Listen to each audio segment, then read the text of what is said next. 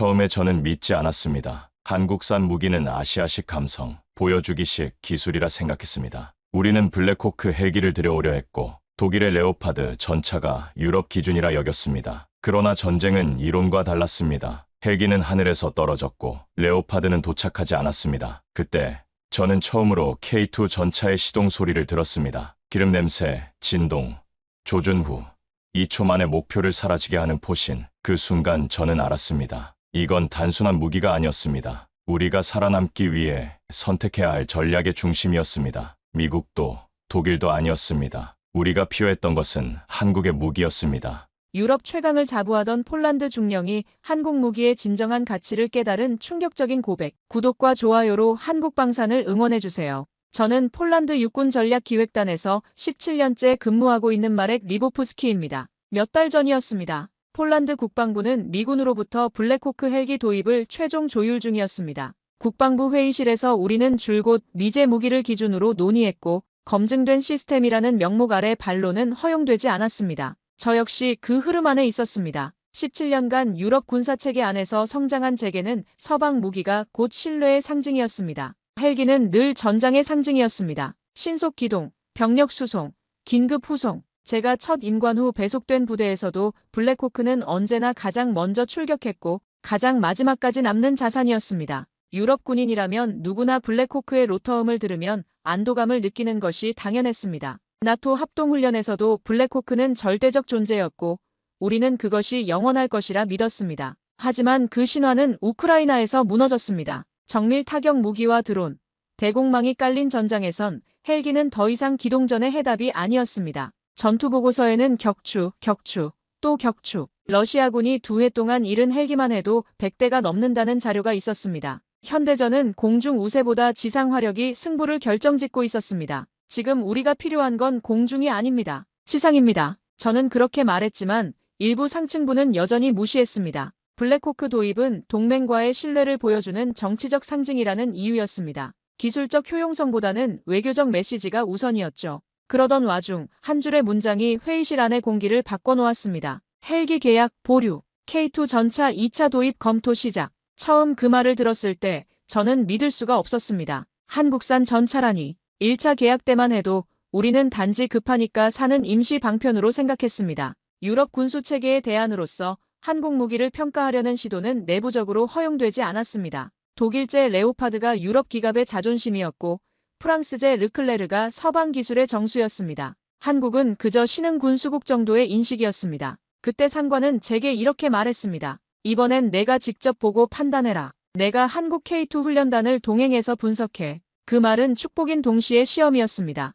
한국산 무기 시스템, 그것도 전차를 직접 분석하라는 임무는 곧 기존 시스템에 대한 도전이자 동맹 외교에 민감한 사안이었으니까요. 그렇게 저는 처음으로 K2 흑표를 마주하게 되었습니다. 그리고 그날부터 제 생각은 서서히 바뀌기 시작했습니다. 처음 K2 전차를 마주했을 때 저는 솔직히 말해 비웃고 싶었습니다. 전차 외관은 단단하고 날렵했지만 어디까지나 아시아식 감성이라는 편견이 머릿속을 지배하고 있었기 때문입니다. 유럽군 출신이라면 누구나 한 번쯤 갖는 철강의 본고장은 우리라는 자부심, 아니 오만이 제 안에도 있었던 것이죠. 독일 크루프에서 시작된 유럽의 철강 기술, 2차례 세계대전을 통해 검증된 기갑 운용 노하우, 그리고 냉전시대 서방 진영의 기술력, 이 모든 것이 유럽 군인인 제게는 절대적 기준이었습니다. 한국이라는 나라는 전쟁의 폐허에서 일어선 신흥국 정도의 인식이었고 그들의 무기기술은 서방에서 배워간 것에 열등한 복제품 정도로 여겼습니다. 하지만 엔진이 점화되고 처음 궤도가 움직인 순간 저는 뭔가 다르다는 걸 직감했습니다. K2는 조용했습니다. 그리고 빠르게 가속했습니다. 독일의 레오파드보다 조용하고 프랑스의 르클레르보다 가벼웠습니다. 엔진음이 이상할 정도로 억제되어 있었고 궤도의 진동도 예상보다 훨씬 적었습니다. 훈련장에 도착한 K2 편대를 보며 저는 속으로 생각했습니다. 외관만 그럴듯하게 만들어놨겠지. 실제 운용에서는 문제가 드러날 것이다. 유럽 전차들과 비교해 상대적으로 가벼운 중량, 낯선 설계, 그리고 무엇보다 아직 대규모 실전 경험이 부족한 한국 기술에 대한 의구심이 컸습니다. 기동 사격 2킬로 고속주행 사격입니다. 한국군 교관의 말에 저는 속으로 코웃음을 쳤습니다. 움직이면서 정확히 적을 맞춘다는 건 이론상 가능해도 현실에선 불가능에 가까운 일이었으니까요. 레오파드 EA7도 정지 상태에서의 정밀 사격은 뛰어나지만 기동 중 사격은 여전히 보완이 필요한 영역이었습니다. 그런데 K2는 해냈습니다. 조준 사격도 아닌 기동 중 회피 기동 상태에서 2km 밖의적 모형에 정확히 명중탄을 날렸습니다. 심지어 연속 사격, 안정화 시스템의 응답성은 제가 지금껏 본 어떤 유럽 전차보다 빨랐습니다. 포탑의 회전 속도, 주포의 상하 조절, 그리고 무엇보다 사격 후 다음 탄 장전까지의 시간이 놀라울 정도로 단축되어 있었습니다. 이게 실전용 전차입니다. 교관의 말에 저는 대답하지 못했습니다. 제가 지금까지 알고 있던 전차의 개념이 흔들리고 있었기 때문입니다. 이것은 단순히 강철 덩어리가 아니라 정교한 전투 시스템이었습니다. 그날 밤 저는 야전 숙소에서 훈련 영상을 반복해서 돌려봤습니다. 장비의 기동 각도, 엔진 반응 속도, 사격 정확도, 그리고 무엇보다 K2에 탑승했던 병사들의 움직임이 너무도 자연스러웠습니다. 무기를 조작하는 것이 아니라 마치 무기와 하나가 된 듯 했습니다. 전차장과 포수, 조종수가 하나의 유기체처럼 움직이는 모습이 인상적이었습니다. 우리는 너무 오래 무기가 주인이었던 시대에 익숙해진 게 아닐까? 저도 모르게 혼잣말을 내뱉었습니다. 전차는 단지 금속으로 된 구조물이 아니라 병사의 손끝과 마음을 이어주는 생존의 수단이라는 사실. 그건 문서로 배울 수 있는 게 아니었습니다. 그리고 바로 그 다음 날 저를 더 충격에 빠뜨린 일이 벌어졌습니다. 함께 배석했던 상부의 한 간부가 저를 조용히 불러 이렇게 말했습니다. 이건 공식적인 자료 요청은 아니다. 그런데 K2의 주요 부품 도면, 기술 개요 정도는 분석 보고서에 포함할 수 있겠나? 저는 순간 그 말의 숨은 뜻을 알아차렸습니다. 우리는 지금 판단을 바꾸려 한다. 하지만 그것은 명백히 내부 규정 위반에 가까운 요청이었습니다. 그렇기에 그 간부는 모든 것을 비공식으로 요청한 것이었죠. 그 순간 제 머릿속에서 어떤 균열이 일기 시작했습니다. 제가 믿고 있던 시스템, 그 시스템이 진짜 정의를 따르고 있는가에 대한 물음이었습니다. 며칠 뒤 저는 내부 회의에 참석했습니다. K2 전차 도입에 대한 1차 훈련 평가 보고를 공유하는 자리였습니다. 회의실 안에는 폴란드 국방부와 합참, 그리고 방산 관련 부서 인사들이 모여 있었고 제게는 실전 기록 분석 파트가 주어졌습니다. 저는 최대한 객관적인 태도로 보고서를 읽어내려갔습니다. 기동 중 사격 명중률 91.2%, 연속 사격 시 탄착군 집중도 우수, 전차 내 전자 통제 반응 속도 0.2초 이내. 그러나 제가 말을 이어갈수록 회의실의 분위기는 서서히 묘해지기 시작했습니다. 어떤 이는 눈썹을 찌푸렸고 또 어떤 이는 조용히 메모를 중단했습니다. 그 중에는 독일제 무기를 강하게 지지하던 참모총장의 측근도 있었습니다. 제가 발표한 K2의 성능 수치가 기존 유럽 전차들을 압도하는 수준이었기 때문에 그들의 표정이 점점 어두워지는 것을 느낄 수 있었습니다. 중령, 혹시 측정 과정에서 오차가 있었을 가능성은 없습니까? 국방부 과장이 조심스럽게 물었습니다. 저는 그 질문의 속뜻을 알 수 있었습니다. 한국 무기가 이렇게 우수할 리 없다는 선입견이 깔려 있었던 것입니다. 재측정을 3차례 실시했습니다. 모든 데이터가 일치합니다. 제가 단호하게 답하자 회의실은 더욱 조용해졌습니다. 제 옆에 앉은 동료가 작은 목소리로 너무 호의적인 것 아니냐고 속삭였지만 저는 사실만을 말했을 뿐이었습니다. 회의가 끝나고 독일제 무기를 지지하던 참모총장의 측근이 제게 다가와 말했습니다. 너무 감탄한 것 같군. 저는 그 말이 단지 평가에 대한 불만이 아니라 선을 넘지 말라는 경고처럼 들렸습니다. 17년간 군 복무를 하면서 이런 분위기는 처음이었습니다. 그날 밤 다시 호출을 받았습니다. 이번엔 회의실이 아닌 별관의 소회의실이었습니다. 한 간부가 서류를 내밀었습니다. 도면 일부와 기술 사양이 언급된 문건이었습니다. 표지엔 이렇게 적혀 있었습니다. 비공식 검토용, 한국산 방산 플랫폼의 기술 분석 및 적용 방안 초안. 이걸 어디서 받으신 겁니까? 제가 묻자 그는 단지 짧게 말했습니다. 우리가 받은 게 아니라 건너온 겁니다. 저는 직감적으로 알 수 있었습니다. 이건 우리가 협력을 가장한 채 한국으로부터 건네받은 기술 자료를 비공식적으로 독일 측에 검토시키려는 움직임이라는 것을. 그리고 한국은 그 사실을 모를 리 없었습니다. 군사기술 협력에서 이런 일은 종종 벌어지지만 그래도 선을 지켜야 할 부분이 있었습니다. 불쾌한 감정이 치밀었습니다. 물론 군에서 기술을 비교 검토하는 일은 드문 일이 아닙니다. 하지만 이것은 분명히 선을 넘은 것이었고 그 선은 신뢰라는 이름이었습니다. 이 자료를 바탕으로 독일 측과 기술 검토 회의를 진행할 예정입니다. 중령이 실무를 맡아주십시오. 간부의 말에 저는 잠시 망설였습니다. 이는 명백히 한국과의 신뢰관계를 훼손하는 일이었습니다. 하지만 명령을 거부할 수도 없는 상황이었습니다. 그날 이후 독일 측과의 회의가 잦아졌습니다. 겉으로는 유럽 내 공동기갑체계 논의였지만 실상은 한국의 시스템을 해석하고 부분적으로 통합 가능한지를 따지는 자리였습니다. 독일 기술자들은 한국의 설계 자료를 보며 고개를 갸우뚱했습니다. 그러나 시간이 지날수록 독일 측의 표정도 달라지기 시작했습니다. 이건 이해하기 어렵군요. 분명히 유럽식 프레임을 썼는데 반응 로직이 다릅니다. 어느 독일 기술자가 그렇게 말했습니다. 우리는 한국의 기술을 받았습니다. 하지만 역설계하지 못했습니다. 그들의 기술은 단순한 부품의 조합이 아니라 운용자 중심, 즉 병사의 행동 패턴에 맞춰 최적화된 알고리즘으로 구성되어 있었습니다. 그제서야 우리는 깨달았습니다. 그건 단순한 설계 능력이 아니었습니다. 철학과 실전, 감각과 데이터가 동시에 설계된 완전히 새로운 개념의 무기였습니다. 그리고 그날을 저는 잊을 수 없습니다. 회의 도중 독일 대표단이 잠시 퇴실한 뒤 폴란드 측 고위 관계자가 조용히 말했습니다. 계약은 아직 결정되지 않았습니다. 그러니 너무 앞서 나가진 마십시오. 그 말이 뭘 뜻하는지 저는 알고 있었습니다.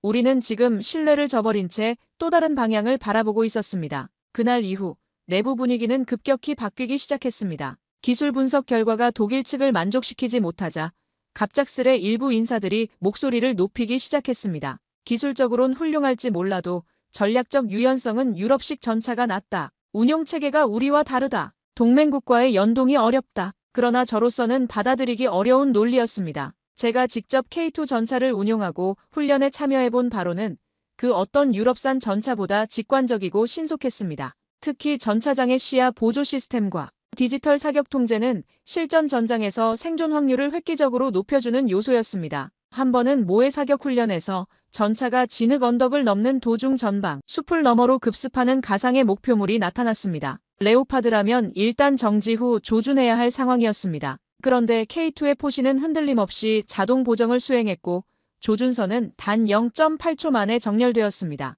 그리고 2초 후 포탄이 명중했습니다. 전차 안은 고요했습니다. 진동은 바닥을 타고 올라왔고 철과 기름 냄새가 진하게 풍겨왔습니다. 그 안에서 저는 똑똑히 느낄 수 있었습니다. 이건 단순한 무기가 아니었습니다. 병사의 생존 가능성을 극대화한 하나의 시스템이었습니다. 그리고 그것은 제게 매우 인간적인 감정을 불러일으켰습니다. 훈련에 참여한 폴란드 병사들의 반응도 놀라웠습니다. 이 전차라면 최전선에 나가도 살아서 돌아올 수 있을 것 같습니다. 한 하사가 진지하게 말했습니다. 17년 군 복무를 하면서 병사들이 무기에 대해 이런 신뢰감을 보이는 것을 본 적이 거의 없었습니다. 그들은 K2를 단순한 장비가 아니라 동반자로 여기고 있었습니다. 그런데 그날 밤 훈련 기록을 검토하던 중 우연히 상부에서 보낸 문서 하나를 열게 되었습니다. 그리고 그 안에서 독일 로비스트와 주고받은 이메일을 발견했습니다. K2 계약을 지연시키면 레오파드 추가 발주를 보장한다. 저는 손이 멈췄습니다. 모니터 속 문장은 명확했고 차갑게 날카로웠습니다. 그 순간 모든 퍼즐이 맞춰졌습니다. 왜 갑자기 K2에 대한 부정적 여론이 조성되기 시작했는지, 왜 독일 측과의 기술 검토 회의가 빈번해졌는지, 그리고 왜 제 보고서에 대한 반응이 이상했는지 모든 것이 이해되었습니다. 우리가 싸우는 적은 단지 동쪽의 위험만이 아니었습니다. 우리가 가진 가장 큰 위험은 바로 내부의 조용한 타협이었습니다. 국방의 미래를 결정하는 자리에서 순수한 기술적 판단보다는 정치적 이해관계가 우선시되고 있었던 것입니다. 며칠 후 동료 한 명이 조용히 제게 귀띔했습니다. 조심해. 너무 K2 편을 들면 찍힐 수도 있어. 그는 선의에서 하는 말이었지만 저에게는 충격이었습니다. 군인이 순수하게 기술적 우수성을 인정하는 것조차 편을 든다고 여겨지는 현실이 서글펐습니다. 하지만 저는 제가 목격한 것을 부정할 수 없었습니다. K2 전차가 보여준 성능, 병사들의 신뢰, 그리고 무엇보다 실전에서의 생존 가능성. 이 모든 것이 숫자로, 데이터로, 그리고 제 눈으로 확인된 사실이었습니다. 그날 밤 저는 오랜 시간 고민했습니다. 제 경력을 위해 조용히 있을 것인가, 아니면 진실을 위해 목소리를 낼 것인가. 17년간 쌓아온 군 경력과 앞으로의 진급 가능성을 생각하면 전자가 현명한 선택이었습니다. 하지만 저는 군인입니다. 그리고 군인의 첫 번째 의무는 국가와 동료들의 생명을 지키는 것입니다. 정치적 이해관계나 로비 때문에 열등한 무기를 선택한다면 그 대가는 결국 젊은 병사들의 목숨으로 치러질 것이었습니다. 그리고 저는 결심했습니다. 이제 보고만 있을 수는 없다고 말입니다. 제가 목격한 진실을 알려야겠다고 마음먹었습니다. 비록 그것이 제게 어떤 결과를 가져다 줄지 모르지만 양심상 침묵할 수는 없었습니다. 며칠 뒤 내부 평가 회의가 열렸습니다. 주요 장성들과 방산 담당 관료들이 한자리에 모였고 저는 기술 실무 담당자로 참석 요청을 받았습니다. 문서상의 직책은 자문이었지만 실상은 입막음이었습니다. 제가 K2 전차에 대해 긍정적인 말을 내놓지 않기를 바라는 의도가 느껴졌습니다. 회의실 분위기는 처음부터 무거웠습니다. 참석자들의 표정에서 이미 결론이 정해져 있다는 느낌을 받았습니다. 의전석에는 독일 국방산업체 대표와 폴란드 정치권 인사들이 나란히 앉아 있었고 그들 사이에 은밀한 시선 교환이 심상치 않았습니다. 회의는 예상대로 흘러갔습니다. 독일산 레오파드 전차의 공급 가능성과 성능 자료가 발표되었고 프랑스제 통신체계와의 호환성을 이유로 K2의 전술적 위험성이 언급되었습니다. 몇몇 참석자는 고개를 끄덕였고 어떤 이는 미소를 지었습니다. 그들은 유럽 중심의 사고방식 속에서 한국산이라는 단어를 묘하게 낯설고 불편한 단어로 여겼습니다. 레오파드의 경우 나토 표준에 완벽히 부합하며 향후 20년간 부품 공급과 기술 지원이 보장됩니다. 독일 대표의 발표가 이어졌습니다. 그는 능숙하게 PPT를 넘기며 기존 유럽 무기 체계와의 연동성을 강조했습니다. 하지만 정작 실전 성능에 대한 구체적 데이터는 제한적이었습니다. 그때였습니다. 한 장군이 제게 물었습니다. 기술자 입장에서 보기에 K2는 실제 전장에서 신뢰할 수 있습니까? 순간 방안의 모든 시선이 제게 집중되었습니다. 제 상관은 말없이 고개를 저었습니다. 무언의 압박이 느껴졌지만 저는 입을 열었습니다. 저는 3개월간 K2 전차와 함께 훈련했습니다. 그 어떤 전차보다도 실제 지형에 강했고 사격 안정성은 매우 우수했습니다. 특히 급제동 후 조준 능력, 피하 식별 반응 속도, 전자 통제 체계는 단순히 수입 무기가 아닌 우리 군이 운용하고 생존할 수 있는 기술입니다. 회의실은 조용해졌습니다. 누군가 펜을 떨어뜨리는 소리조차 또렷하게 들렸습니다. 제 옆에 앉은 동료가 긴장한 표정으로 제 팔을 살짝 쳤지만 저는 계속했습니다. 실제 훈련에서 K2의 생존성은 레오파드를 상회했습니다. 특히 도시 전투 환경에서의 기동성과 대응 속도는 현 시점에서 최고 수준이라고 판단됩니다. 하지만 저는 알고 있었습니다. 이 발언이 저에게 어떤 결과를 초래할지. 독일 대표는 미간을 찌푸렸고 몇몇 고위 관계자들은 불쾌한 표정을 감추지 않았습니다. 제가 그들의 기대와 정반대의 증언을 한 것이었습니다. 그날 오후 내부 메신저를 통해 문서 하나가 도착했습니다. 프로젝트 재배치 통보서. 사실상 K2 관련 모든 업무에서 손을 떼라는 의미였습니다. 정식 해임은 아니었지만 군내에서의 입지는 크게 흔들릴 것이었습니다. 상부는 명백히 저를 정치적으로 불편한 존재로 인식하고 있었습니다. 중령, 좀 더 신중했어야 했는데 동료 한 명이 안타까워하며 말했습니다. 지금이라도 입장을 정리하는 게 어떨까? 하지만 저는 고개를 저었습니다. 제가 본 것은 사실이었고 그 사실을 숨길 이유는 없었습니다. 그날 밤 저는 침대에 누운 채 오래도록 잠들지 못했습니다. 그 순간 아들의 얼굴이 떠올랐습니다. 만약 그 아이가 장차 병사가 된다면 나는 지금 어떤 전차를 그에게 맡기고 싶은가? 그 답은 분명했습니다. 제 아들에게 그리고 모든 폴란드 병사들에게 가장 안전하고 효과적인 무기를 주고 싶었습니다. 그리고 다음 날 저는 마지막 보고서를 정리해 상부에 제출했습니다. 제목은 간결했습니다. K2 전차 단순한 무기가 아닌 생존의 철학 물론 그 보고서는 곧 검토 중이라는 상태로 멈춰버렸고 그 누구도 다시는 저에게 연락하지 않았습니다. 그러나 저는 포기하지 않았습니다. 별도로 정리한 K2 훈련 성능 비교 분석 자료를 외부 군사 세미나에 익명으로 제공했고 국방 커뮤니티와 기술 포럼에 K2의 실제 운용 데이터를 분석한 글을 기고했습니다. 진실은 언젠가 드러날 것이라고 믿었습니다. 그 결과 내부에서 조용히 반응이 일어나기 시작했습니다. 몇몇 실무자들이 저에게 비밀리에 연락을 해왔고 기술 보좌관 한 명은 이렇게 말했습니다. 당신이 쓴 자료 읽었습니다. 그 덕분에 회의 분위기가 바뀌고 있어요. K2에 대한 재검토 요청이 정식으로 올라갈 겁니다. 그 말을 듣고 저는 처음으로 조용히 웃을 수 있었습니다. 그리고 그 순간 알 수 있었습니다. 우리가 지켜야 할 건 자존심이 아니라 생존이며 무기보다 중요한 것은 병사 한 명 한 명의 삶이라는 것을 말입니다. 실전 훈련 첫날 우리는 데모가 아닌 진짜를 보았습니다. K2 전차가 포진한 대기선은 고요했지만 그 첫 발포 순간부터 공기는 달라졌습니다. 진흙밭에서도 흔들림 없던 궤도 2km 거리에 움직이는 목표물을 3발 연속으로 명중시키는 포탄. 저는 두 눈으로 보고도 믿을 수 없었습니다. 훈련장은 폴란드 동부 지역의 실제 지형을 모방해 조성된 곳이었습니다. 늪지대와 언덕, 그리고 도시 전투를 위한 건물들이 혼재해 있어 전차의 종합적 성능을 평가하기에 최적의 환경이었습니다.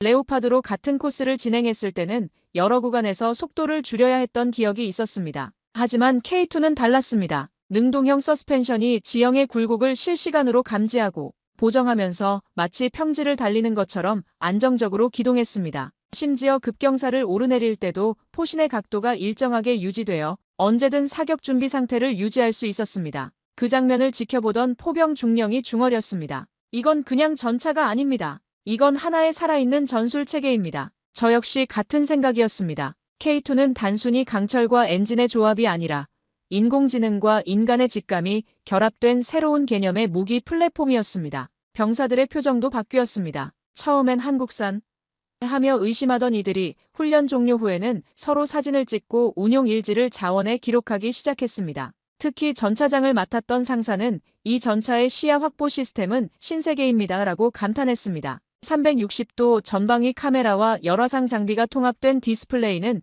기존 전차로는 상상할 수 없는 상황 인식 능력을 제공했습니다. 저녁 식사 때 부대원 하나가 제게 말했습니다. 지금 이걸 타고 국경으로 나가라고 하면 나가겠습니다. 대령님. 그 말이 농담이 아니라는 걸 저는 알 수 있었습니다. 그의 눈빛에는 진정한 신뢰가 담겨 있었습니다. 17년 군 복무를 하면서 병사들이 무기에 대해 이런 신뢰감을 보이는 것을 본 적이 거의 없었습니다. 다음 날 야간 기동 훈련이 이어졌습니다. K2의 연령상 조준 장비는 숲속의 은폐 목표물을 비처럼 찾아냈고 그 사격 정확도는 레오파드의 반응 속도를 훌쩍 뛰어넘었습니다. 특히 인상적이었던 것은 다중 목표 동시 추적 기능이었습니다. 하나의 목표를 조준하면서도 다른 위험 요소들을 자동으로 식별하고 우선순위를 매기는 시스템이었습니다. 목표 식별, 3시 방향적 전차, 11시 방향 대전차포. K2의 음성 안내 시스템이 또렷하게 상황을 알려주었습니다. 전차장은 즉시 우선 목표를 결정할 수 있었고 포수는 조준과 사격에만 집중할 수 있었습니다.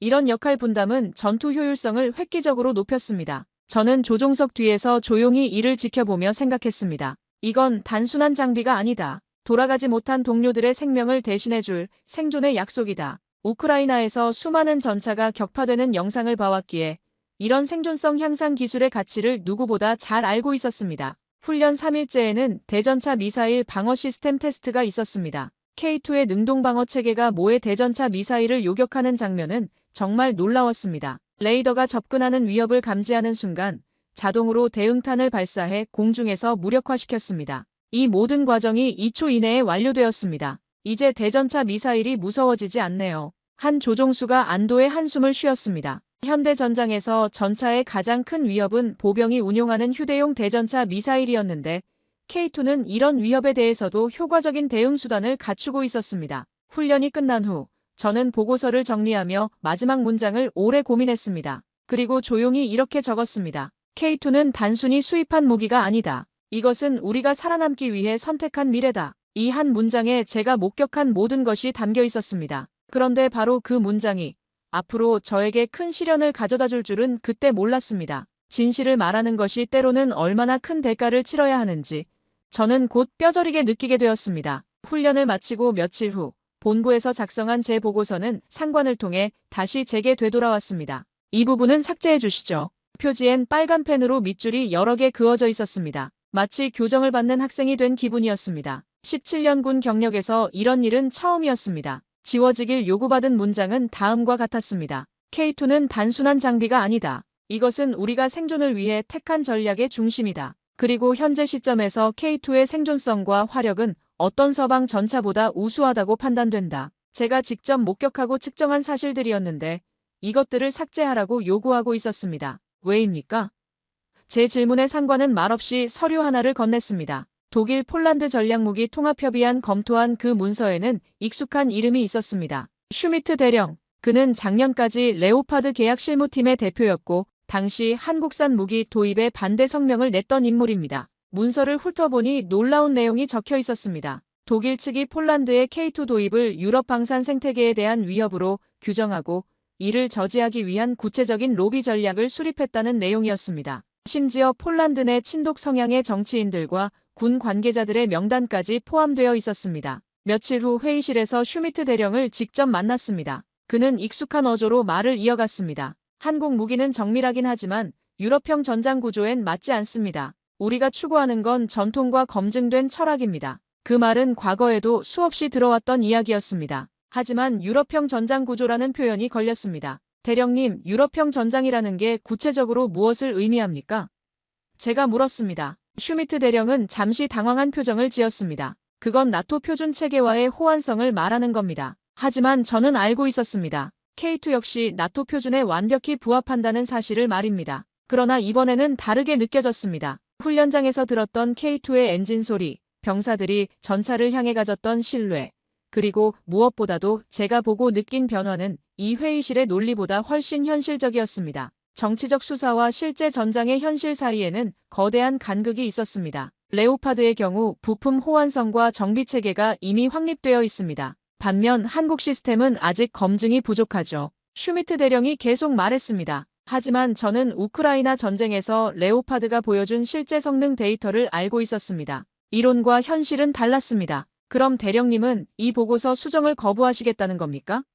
상관의 질문이었습니다. 저는 고개를 끄덕였습니다. 네, 보고서는 수정하지 않겠습니다. 그 말은 곧 독일 방산 로비의 공식적 입장을 무시하는 결과가 될 수 있습니다. 알고 있습니다. 그 순간 회의실의 분위기가 싸늘해졌습니다. 슈미트 대령은 저를 차갑게 바라보며 말했습니다. 중령님의 판단이 폴란드 국방 정책에 미칠 영향을 신중히 고려하시기 바랍니다. 그것은 명백한 협박이었습니다. 하지만 저는 물러서지 않았습니다. 저는 군인입니다. 군인의 첫 번째 의무는 조국과 동료들의 생명을 지키는 것입니다. 정치적 이해관계보다는 실제 전투 효율성이 우선되어야 한다고 생각합니다. 제 말에 상관은 깊은 한숨을 쉬었습니다. 그도 딜레마에 빠져 있었습니다. 그날 밤 저는 사무실에 남아 원본 보고서를 다시 한번 읽었습니다. 우리는 지금 자존심을 고수할 것인가 생존을 선택할 것인가의 갈림길에 서 있다. 그 문장을 지우지 않기로 한 제 선택은 곧 제군 경력의 무거운 그림자를 들이우게 될지도 몰랐습니다. 하지만 저는 확신했습니다.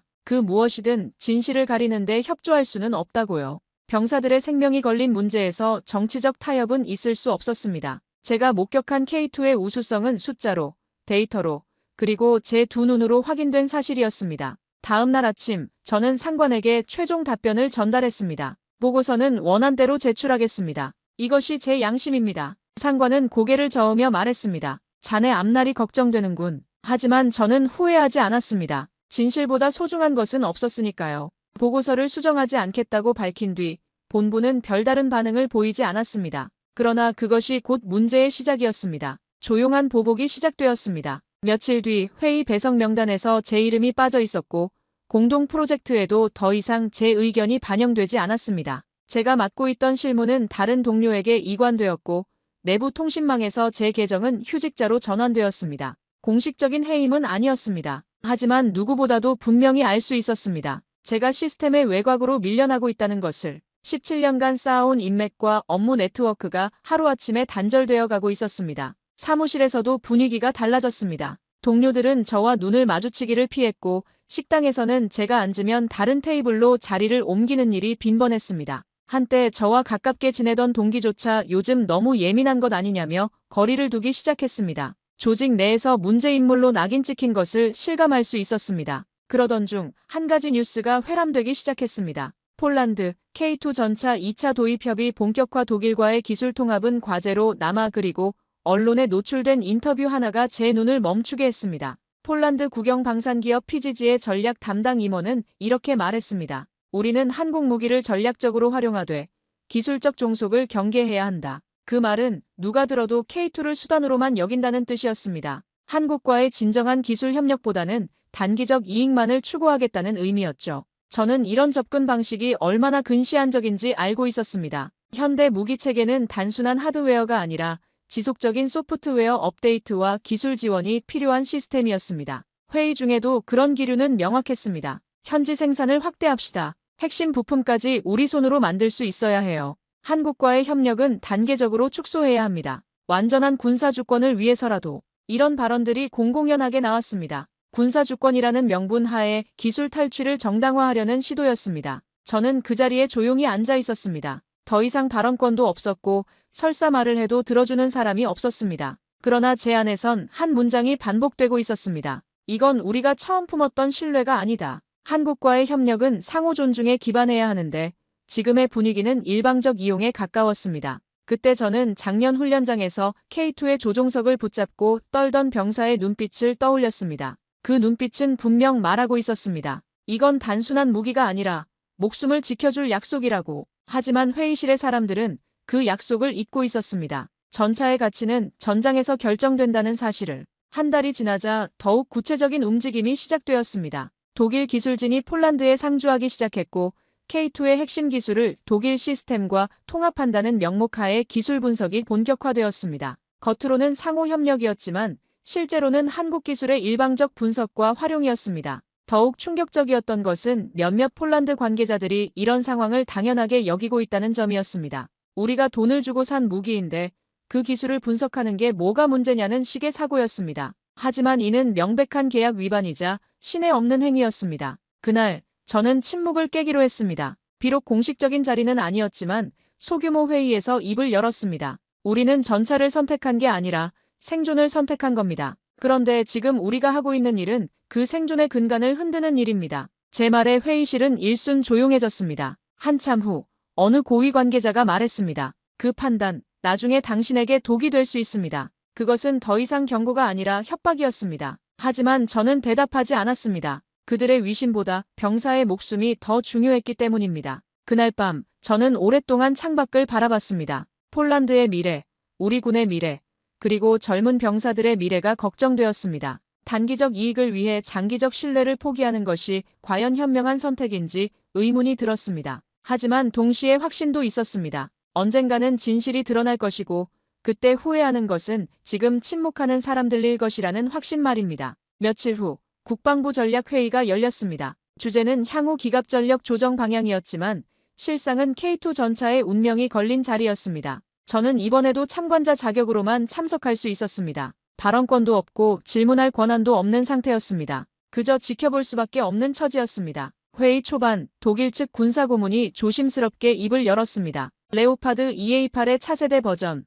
올해 안으로 첫 배치 가능합니다. 기술적 연계성 측면에서도 우리 쪽이 유리할 수 있겠지요. 몇몇 정치권 인사들이 고개를 끄덕였습니다. 그들은 여전히 유럽연합이라는 울타리 안에서 안정을 꿈꾸고 있었습니다. 하지만 저는 알고 있었습니다. 레오파드는 아직 양산조차 시작되지 않은 상태였고 실제 배치까지는 최소 3년 이상이 걸릴 것이라는 사실을 말입니다. 반면 K2는 이미 양산체계가 완비되어 있었고 즉시 배치가 가능했습니다. 하지만 이런 현실적 차이는 회의에서 언급되지 않았습니다. 우크라이나 전쟁의 교훈을 봐야 합니다. 한 장군이 말했습니다. 현대전에서는 전차의 생존성이 무엇보다 중요합니다. 맞는 말이었습니다. 하지만 바로 그 생존성 측면에서 K2가 압도적으로 우수하다는 사실은 언급되지 않았습니다. 능동방어체계, 하이브리드 파워팩, 스마트 탄약 시스템 등 K2의 혁신적 기술들이 모두 무시되고 있었습니다. 그날 회의 직후 저는 뜻밖의 전화를 받았습니다. 발신자는 옛 동료 미콜라이였습니다. 그는 현재 정보참모부에서 근무하고 있었습니다. 너 아직 K2 쪽 맡고 있지?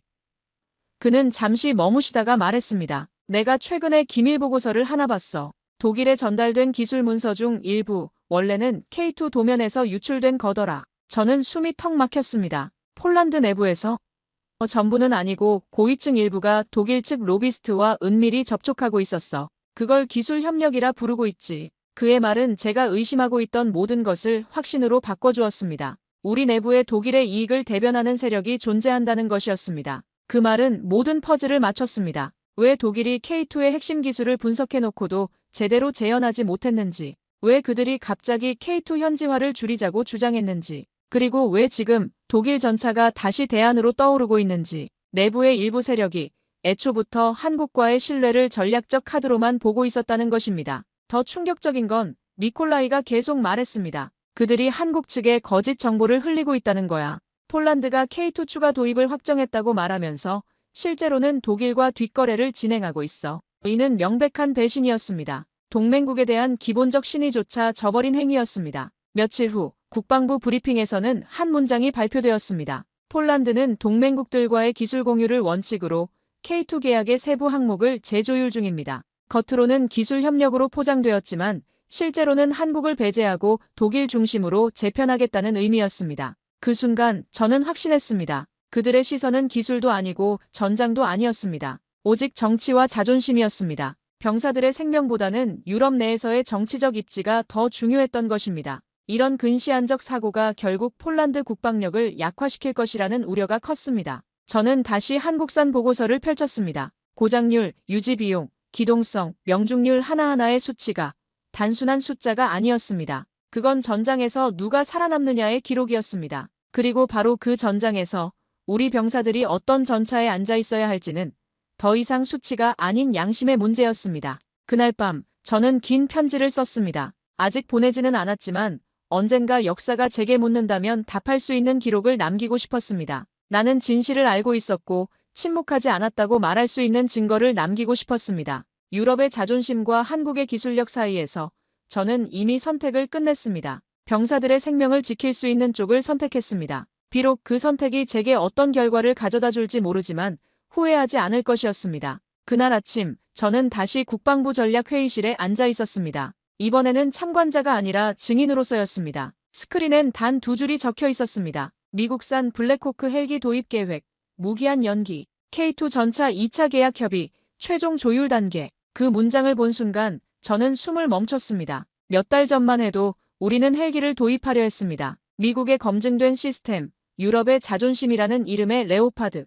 그것들이 우리 국방의 미래를 책임질 것처럼 굳게 믿었습니다. 하지만 현실은 우리의 믿음을 산산조각 냈습니다. 그러나 전쟁은 책상이 아니라 진흙탕에서 일어났습니다. 우크라이나 전장에서 블랙호크는 하늘을 날지 못했습니다. 정밀 유도 미사일과 드론대 앞에서 헬기는 더 이상 전장의 지배자가 아니었습니다. 레오파드는 가격과 납기 앞에서 쓰러졌습니다. 독일의 생산 능력으로는 우리가 필요로 하는 수량을 적절한 시기에 공급할 수 없었습니다. 그리고 그때 등장한 이름, K2 흑표 1차 계약은 실험이었습니다. 과연 아시아의 신흥 군수업체가 유럽 수준의 품질을 제공할 수 있을까 하는 의구심이 컸습니다. 하지만 결과는 모든 회의론을 압도했습니다. 기술 이전 없이 한국의 자율 생산 체계로 만들어진 전차는 우리가 원하던 즉각적 투입 가능이라는 정의에 정확히 들어맞았습니다. 회의가 진행되면서 놀라운 사실들이 공개되었습니다. 폴란드군이 실시한 독립적 성능평가에서 K2는 모든 항목에서 기존 서방 전차들을 압도했습니다.